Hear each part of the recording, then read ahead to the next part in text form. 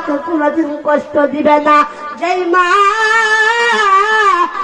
মার ফসলে অনেক কষ্ট করে নিজেকে নিজের জীবন থেকে শেষ করে দিয়ে সন্তানের অনেক ছোটবেলা থেকে লালন পালন করে বড় করেছেন। ও যুবক ভাই, বড় করে শুনে যাও, সেই মার যেই মার দুয়ার সাথে আসে সে একদিন চেয়ারম্যান হবে।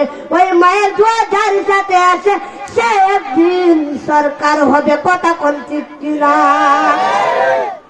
এ জীবনে না করিলেন বন্দেগী, গুনাহ করে কাটাইলাম জিন্দেগী।